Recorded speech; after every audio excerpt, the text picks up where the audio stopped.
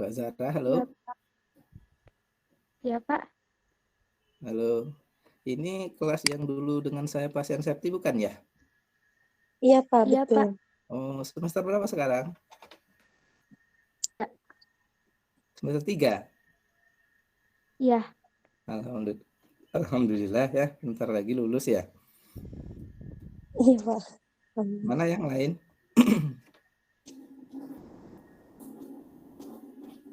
Yang lain mana, Mbak? Yang lain ada ini, Pak. Ada yang masuk kerja juga, Pak. Ada yang sambil kerja. Iya. Oke. Pak Alip nanti minta tolong ini sambil direkam ya, Pak Alip ya. Nanti teman-teman yang kerja nanti mungkin bisa mendengar lewat rekamannya atau bagaimana gitu ya. Oke, apa namanya, hari ini saya nggak bisa on cam ya, Mbak ya, karena sedang ada di luar ya, Mbak ya. Jadi nggak bisa on cam dulu ya. Iya, Pak. Baik, kita langsung mulai saja ya. Sebenarnya hari ini kan penjelasan silabus ya, kalau di apa di RPS-nya itu. Tapi saya kira kalau penjelasan silabus adik-adik bisa baca ya, gitu ya. Bisa baca silabusnya. Nah itu apa namanya? Saya langsung masuk ke konsep dasar saja begitu ya adik-adik.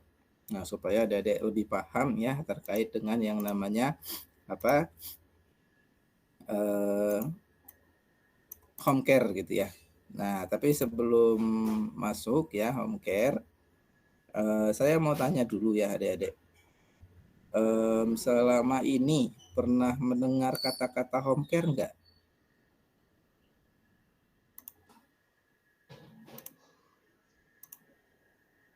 Pernah mendengar kata-kata home care enggak adik-adik sekalian? Pernah, Pak. Apa itu home care menurut adik-adik? Perawatan yang tapi ada di perawatan yang di rumah gitu, Pak. Betul, Rumah. perawatan yang di rumah. Kemudian, betul, perawatan yang di rumah. Kemudian,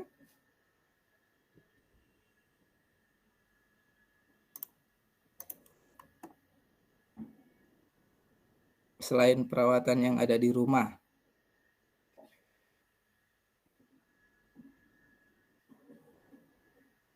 nah, jadi begini ya, ada yang di apa namanya itu yang disebut dengan home care ya. Di home care ini sebenarnya merupakan salah satu kompetensi dari perawat juga. Ya, ada kompetensi dari keperawatan juga. Bahkan itu di dalam mata kuliah itu ada apa disebut dengan mata kuliah inti begitu ya. Mata kuliah inti tersebut yaitu tadi ya salah satunya home care. Nah, di mana ya home care ini merupakan salah satu bagian dari keperawatan ya, yang mana tadi sudah dijelaskan bahwa itu adalah keperawatan yang di rumah, tapi ada terusannya.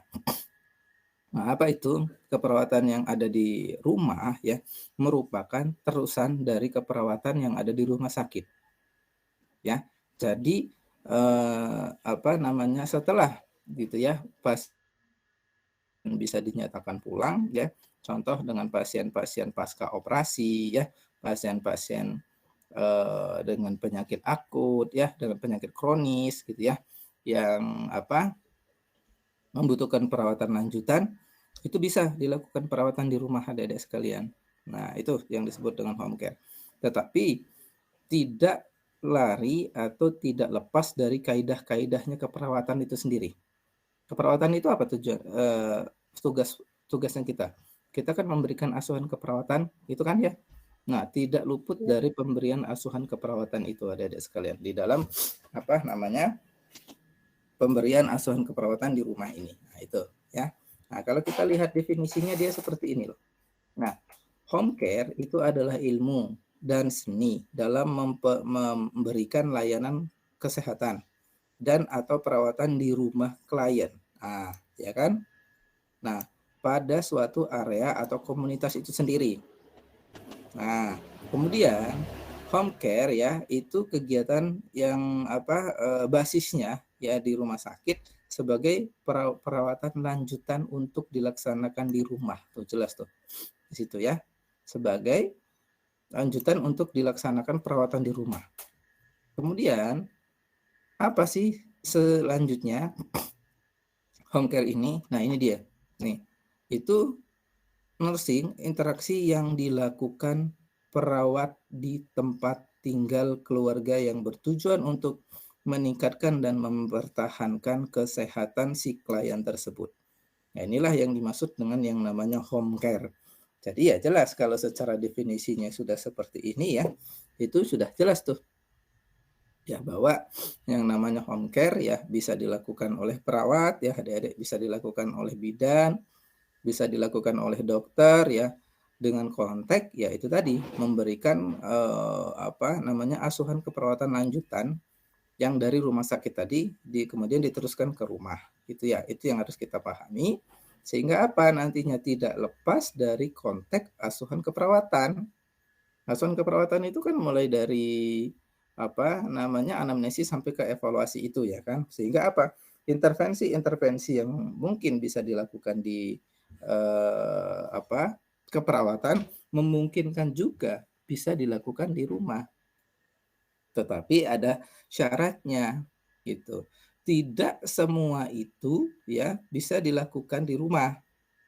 Nah, contoh seperti kalau pembedahan, ya pembedahan nggak bisa dilakukan di rumah, harus tetap ke rumah sakit, gitu ya.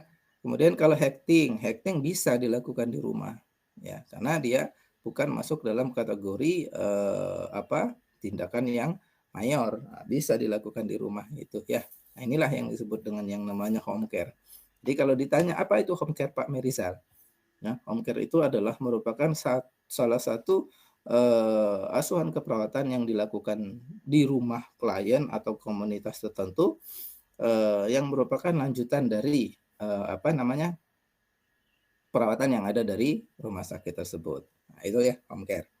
Kemudian, nah nih goals-nya home care tersebut ya adik-adik, goals-nya itu memberikan perawatan secara optimal nah, dan profesional ya di rumah pasien sehingga keluarga ya tidak kehilangan waktu karena apa ini ya nih harus berkunjung ke rumah sakit ya karena jelas karena kita mau kunjungan ke rumah sakit aja pun itu membutuhkan waktu termasuk saya pribadi males kalau seandainya harus berkunjung ke rumah sakit belum antrinya yang lama ya belum administrasinya yang lama dan lain-lainnya sehingga apa home care ini mempunyai banyak kelebihan salah satunya ini ya apa itu ya pasien tidak harus berkunjung ke rumah sakit ya perawat dan dokternya yang datang ke rumah. Nah kemudian di sini juga dijelaskan tuh ya kesinambungan pelayanan pasca rawat inap. Nah jadi home care pun menjelaskan ya apa namanya lanjutan ya dari perawatan yang ada di rumah sakit tersebut ya bisa itu dari ya rawat inapnya atau mungkin klien memilih untuk rawat jalan nah itu bisa gitu ya nah nanti biasanya akan ada pilihan Bapak Ibu mau home care atau mau di rumah sakit ya kalau seandainya keluarganya mempunyai banyak uang atau segala macam ya boleh di apa namanya home care. Dan menurut sebuah penelitian adik-adik, menurut sebuah penelitian ya, bahwa perawatan di rumah ya itu lebih cepat tingkat penyembuhannya dibanding dengan perawatan yang ada di rumah sakit. Pertama. Yang kedua, perawatan di rumah itu tingkat stres pasien itu lebih kecil daripada tingkat stres pasien yang ada di rumah sakit jelas. Karena apa? Kalau di rumah dia bisa nonton TV, di rumah dia bisa sambil ketemu dengan anaknya, dengan keluarganya, istrinya, cucunya. Kalau di rumah sakit tidak. Ya, belum komunitas di rumah sakit yang menurutnya siapa pasien itu agak menyeramkan. Karena kenapa? Di rumah sakit itu selalu berhubungan dengan tindakan medis. Gitu ya, selalu berhubungan dengan tindakan medis ya sehingga apa? Tingkat stresnya si pasien juga itu semakin tinggi adik-adik. Nah, itu ya goals-nya. Ya, intinya kalau berbicara home care itu banyak sekali keuntungannya. Ya, termasuk saya dulu pribadi juga pernah bekerja sebagai home care ya. Dan penghasilan juga lumayan kalau home care itu. Nah, kalau seandainya itu bisa memanfaatkan ya, sekali datang atau kunjungan itu ya bisa mencapai 150.000 dulu ya. Dulu sekali kunjungan, hanya ganti perban, ya, perawatan luka dan segala macam. Nah, itu ya. Kemudian nih, yang ketiga tuh, nih jelas tuh di sini, ya, dapat membuat keluarga itu lebih mandiri, mengatasi masalah kesehatannya sendiri. Tuh, jelas tuh di situ, ya. Selanjutnya, mempertahankan dan meningkatkan kualitas hidup pasien, ya kan ini goals-nya. Kemudian, ya, peluang kerja bagi tenaga kesehatan ini, ya, nih yang bagus nih. Tuh, tuh, khususnya perawat.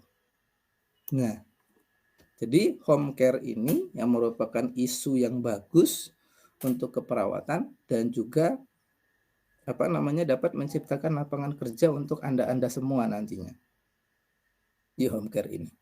Banyak kok teman-teman saya yang bekerja sebagai home care, adik-adik. Banyak sekali teman-teman saya sampai sekarang yang masih menggeluti home care itu banyak sekali. Bahkan ada yang sudah punya klinik sendiri, ada adik-adik. Klinik sendiri ya. Nanti pada saat perawatan dia datang ke rumah-rumah si pasiennya tersebut itu. Nah, inilah goals-nya atau tujuan dari home care itu sendiri. Jadi manfaatnya banyak sekali ternyata ini home care walaupun dipandangnya sederhana. Ya, apa itu sih home care? Memberikan perawatan di rumah. Bahkan kalau di kampung-kampung itu home care ini sangat dibutuhkan adik-adik.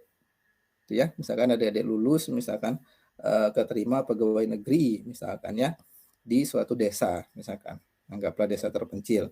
Nah, coba diambil peluang home care ini. Itu akan lebih bagus nantinya, dapat menghasilkan penghasilan juga. Nah, peluang home care ini ya, kalau adik-adik bisa menangkap ya, mengambil peluang itu, saya yakin ini merupakan suatu penghasilan juga yang menjanjikan untuk adik-adik nantinya. Itu ya. Kemudian, nah, coba adik-adik lihat ini ya. Di sejarahnya, di dasar-dasar home care kita di Indonesia itu berawal dari 1979 yang lahir di Amerika Serikat. Ya. Nah, sebenarnya di mereka itu namanya dulu agent home care dan dibentuk organisasi perawat kunjungan rumah. Nah, atau yang sering dulu disebut dengan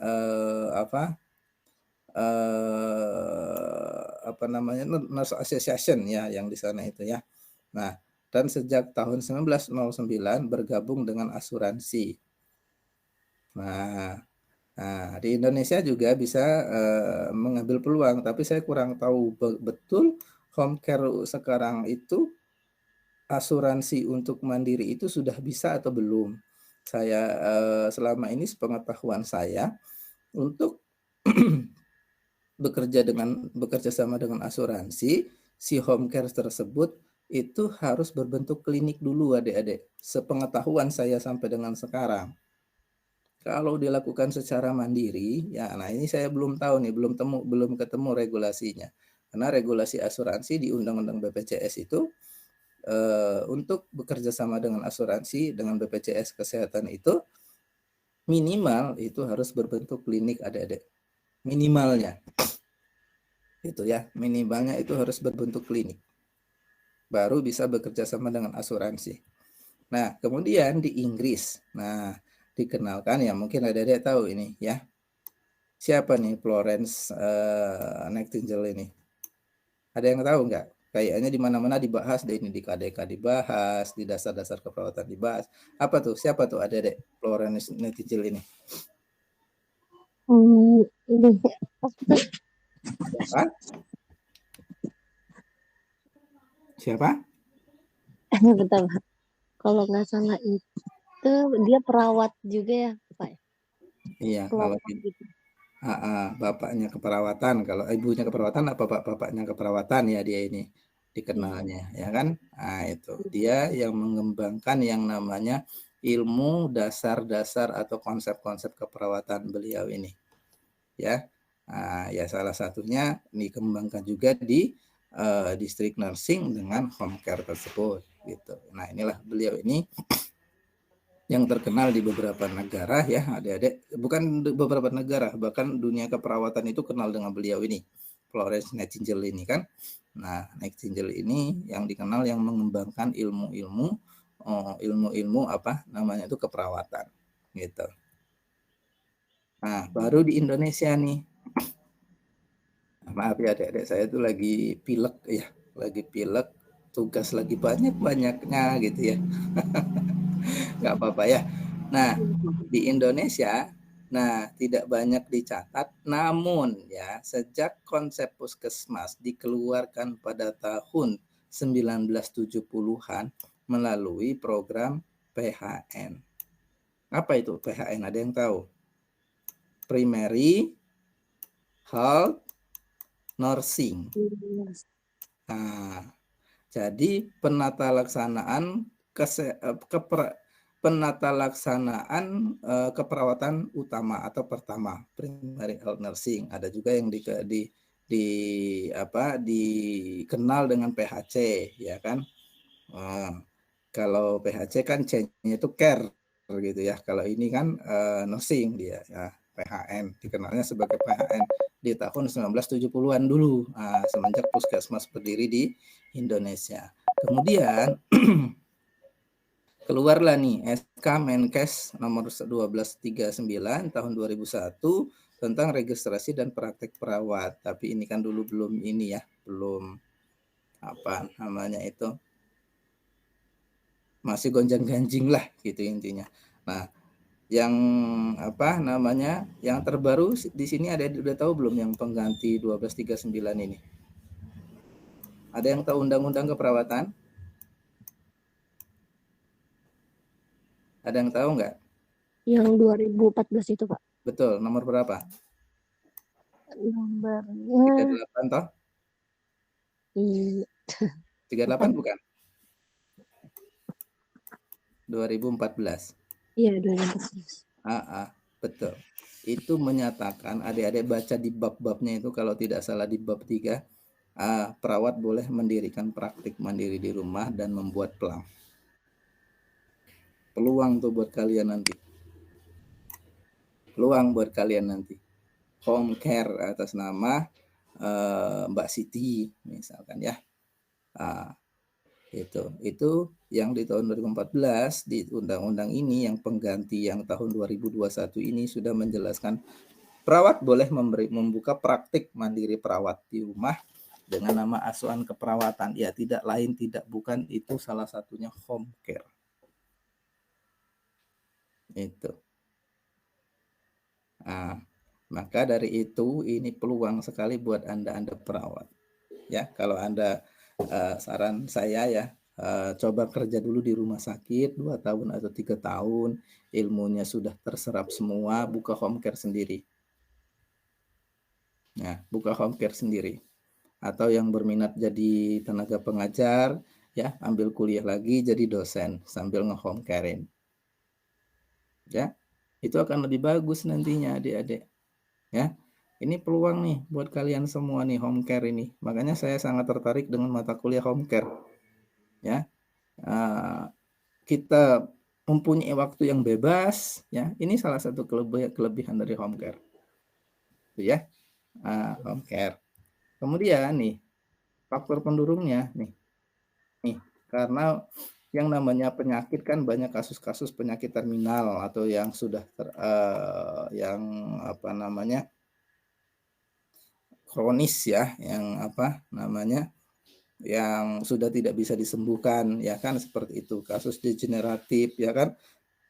Kemudian itu apa, kasus-kasus kayak gini kan membutuhkan yang namanya perawatan yang berkelanjutan adik-adik. Butuh orang perawat di situ tuh adik-adik. Butuh orang perawat. Nah, maka ini peluang kerja buat kalian nantinya. Kita masih di dasar-dasar ya ini, memperkenalkan apa itu home care. Ya, nanti kita belajar masing-masing home care-nya apa gitu ya. Nah, dirawat di rumah sakit membatasi kehidupan, lingkungan rumah ya.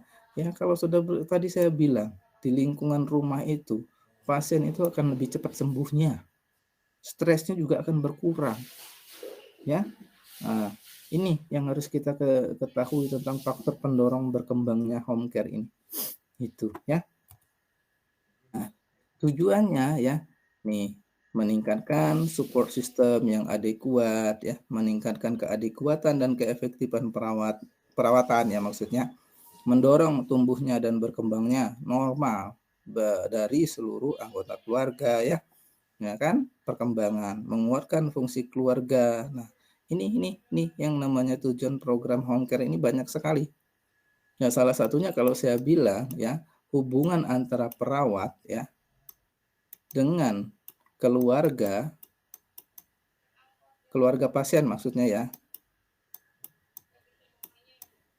Nah, dengan keluarga pasien itu akan menjadi bagus. Karena kenapa? Nanti si perawat ya ini akan memberikan edukasi kepada keluarga tentang penyakit-penyakit atau bagaimana cara penata laksanaannya. Sehingga pasien pun merasa dihargai ya dengan keluarganya yang mampu menolongnya dia gitu. Ini salah satu tujuan program home care ini sangat bagus sekali. Tuh, ya. Nah, kemudian, jenis layannya bisa ini yang bisa mengerjakan home care ya, Adik-adik. Bisa dari pemerintah itu bisa, ya. Institusi sosial atau swasta bisa. Nah, swasta itu banyak ya, Adik-adik. Mungkin Adik-adik kenal SOS ya, kenal apa namanya Paramita, apalagi ya. Apa namanya itu? Pratama Husada, siapa lagi ya yang bekerja yang home care yang besar-besar di Indonesia itu. Banyaklah pokoknya ya yang swasta itu ya. Yang swasta itu yang sampai sekarang itu masih eksis di dalam dunia home care. Gitu ya. Kalau adik-adik mau kerjanya fleksibel nanti jangan kerja di rumah sakit. Cari perusahaan-perusahaan atau klinik-klinik home care. Ya. Adik-adik akan mendapatkan pekerjaan yang fleksibel di situ nanti. Kita kan masih di dasar-dasar nih memberikan pengetahuan tentang apa itu home care. Biasanya kalau yang saya alami, misalkan sekali datang kunjungan itu 200.000 ya. Nanti kita ada untuk manajemen klinik itu 100.000, untuk perawatnya 100.000. Biasanya seperti itu, tergantung dengan jenis perawatan. Gitu ya. Ada juga yang home care berbasisnya ini ya. Health home care ya. Nah, itu ada juga yang berbasis itu ada itu ya. Nah, ini jenis-jenis institusi yang tergolong dalam home care ya. Ini nanti dibaca yang ini ya. Ini nah, adik-adik, jenis-jenis penyakit yang nanti menjadi peluang adik-adik di home care kan. Nah, ini nanti akan ada di masing-masing pembelajaran kita ada, di masing-masing pertemuan nanti insya Allah akan ada. Nanti kita ngambil tugas pun insya Allah dari sini ya. Klien dengan COPD. Nah, apa itu COPD? Apa itu COPD, Dek? Halo? Halo, masih tersambung? Iya, Pak. Apa itu COPD? COPD. Itu gitu ya, Pak? Apa? COPD tuh paru-paru gitu ya, Pak? Penyakit tentang paru-paru gitu. Iya, penyakit atau kita sering sebut itu penyakit obstruktif gitu ya pada paru-paru. Nah, itu ya. Ya, kemudian ada klien dengan penyakit gagal jantung ya, oksigenasi ya, kronis, diabetes dan segala macamnya gitu ya, adik-adik sekalian. Nah, kemudian sebentar.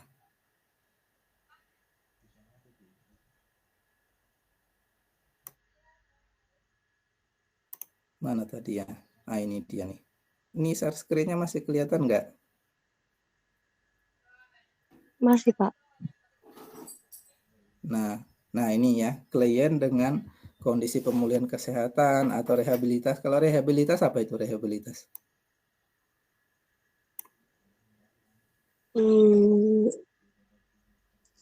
Masa rehabilitas. Rehabilitas kan Pemulihan. betul, betul.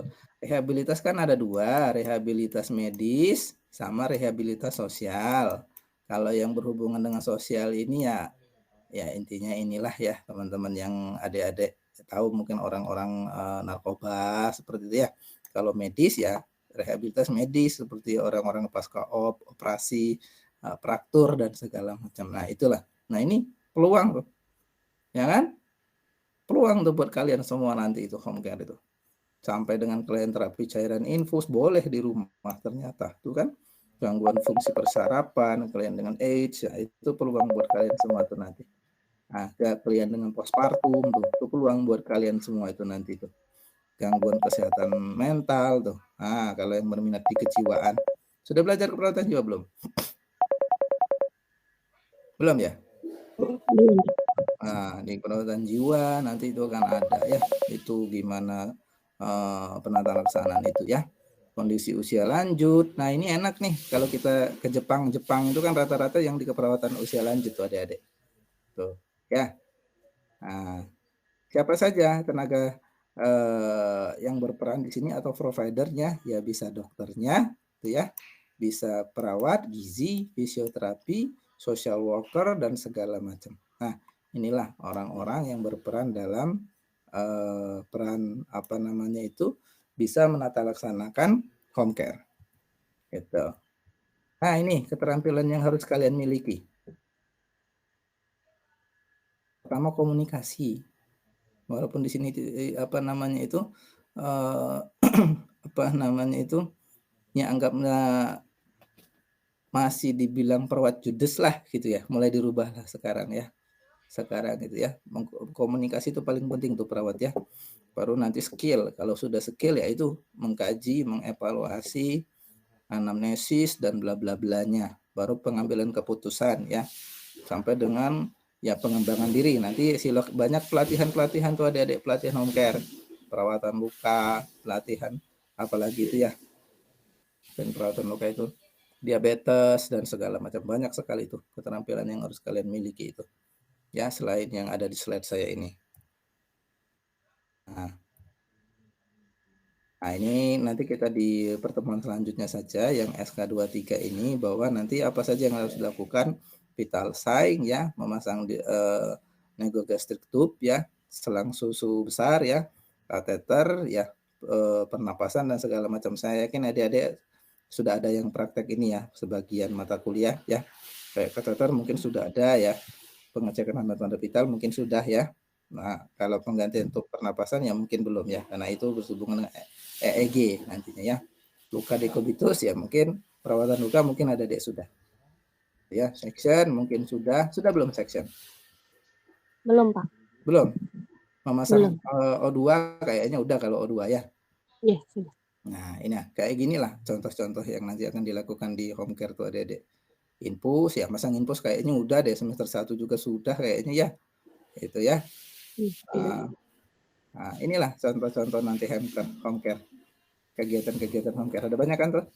Apa saja tadi mulai dari ya tanda-tanda vital ya sampai ke section, memasang peralatan, penyuntikan, tuh ya kan IM.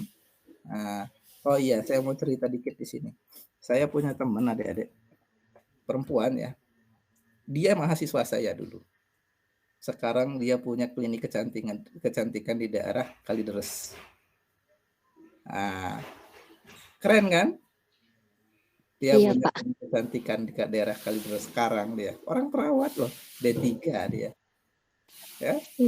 Nah, berawal dari home care ini, dulunya dia kerja di rumah sakit Balaraja. 1 tahun kalau nggak salah. Kemudian katanya capek Pak kalau harus dinas. Akhirnya dia berkembang ke home care. Akhirnya punya banyak uang dari home care. Dia mendirikan klinik dengan modal kecil-kecilan. Datangnya ke rumah-rumah.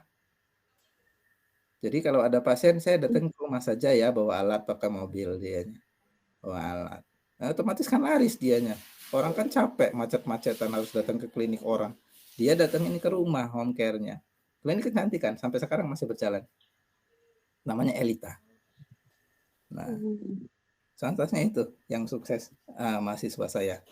Itu. Oke, sampai di sini ada yang mau ditanyakan, monggo silakan. Ini dibaca-baca saja ya. Tuh. Iya. Strategi, ini yang saya ceritakan tadi. Ini kalian harus punya misi, harus punya inovasi sama entrepreneur. Baru bisa jadi seperti mahasiswa saya tadi. Nah, dia bahkan penghasilannya lebih besar dari penghasilan saya sekarang loh, Adik-adik. Dia itu. Setiap ketemu kalau saya ke Tangerang, Bapak ke rumah. Oh iya boleh, yuk ke rumah. Nah, itu saya lihat kliniknya itu bagus sekali ya kliniknya. Sederhana tapi alatnya sudah lumayan banyak lah gitu intinya ya. Alatnya sudah lumayan lengkap lah alat kecantikannya. Kan kecantikan jadi tren sekarang itu ya. Mau sampai Iya, kapan Pak. jadi tren. Itu diambil peluang-peluang home care kayak gitu tuh. Gitu ya. Jadi yang namanya home care entrepreneur, misi kita harus punya, sama satu lagi itu target harus punya kita itu. Yang namanya home care gitu ya. Nah, ini inovasi juga harus punya. Orang-orang kecantikan nyuruh orang datang ke klinik kita, dia enggak, saya samperin ke rumah saja. Nah, otomatis banyak orang dari mulut ke mulut ya, dikenal-kenalkan sama orang-orang dari mulut ke mulut. Ini loh ada kalau mau kecantikan di rumah gitu kan. Nah, datang ke rumah. Bahkan potong rambut pun sudah datang ke rumah sekarang itu ya trennya itu. Nah, itu adik-adik. Sampai sini bisa dipahami nggak kira-kira adik-adik? Iya, Ini Pak. langkahnya bisa dipahami ya. Iya. Ada yang tanyakan? Monggo silahkan. Saya kasih waktu 5 menit. Saya ada rapat soalnya. Pak mau izin bertanya. Boleh silahkan. Jadi kalau home care itu bisa dari rumah sakit itu sendiri atau dari lembaga gitu ya, Pak ya? Bisa dari rumah sakit bisa, dari lembaga bisa, atau nanti Mbak Zahra bikin klinik sendiri juga bisa. Kalau dari rumah sakit itu jadi ada rekomendasi kayak gitu ya, Pak ya? Nanti Mbak Zahra misalkan direkomendasikan untuk menjadi perawat home care. Nanti ketika ada pasien yang minta home care, Mbak Zahra yang akan datang gitu. Ada Mbak, dari rumah sakit ada, dari saran saya nanti belajar dari rumah sakit dulu setahun 2 tahun, buka klinik sendiri deh.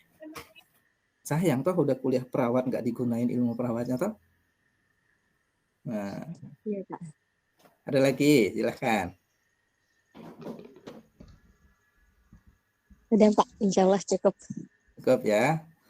Aman ya untuk materi dasar-dasar perkenalan home care ini ya. Ya, Pak. Mbak Siti, ada yang mau ditanyakan? Enggak, Pak. Oke, kalau nggak ada, saya minta tolong teman-teman yang lain, kalau tadi direkam ya nanti tolong kasihkan rekamannya ya. Tolong absen Mbak Zahra sama Mbak Siti dulu ya. Yang absen nanti saya berikan absennya ya. Mbak Siti sama Mbak Zahra dulu yang di absen ya. Gitu ya. Pak. Oke, siapa PJ-nya? Mbak Siti ya? PJ-nya siapa?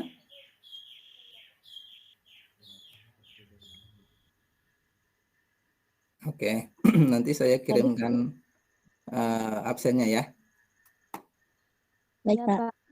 Oke, kalau tidak ada yang ditanyakan lagi, saya kira itu ya untuk kuliah kita hari ini ya. Sebenarnya hari ini kan penyampaian silabus aja ya, tapi saya kira kalau silabusnya teman-teman bisa baca sendirilah nanti gitu ya. Teman-teman, kita langsung ke konsepnya ya. Itu dari saya ya, adik-adik. Saya tutup, saya akhiri. Semoga selalu sukses ya di sana ya. Sehat-sehat terus ya adik-adik semua. Saya tutup. Assalamualaikum warahmatullahi wabarakatuh. Waalaikumsalam warahmatullahi wabarakatuh. Terima kasih, Pak.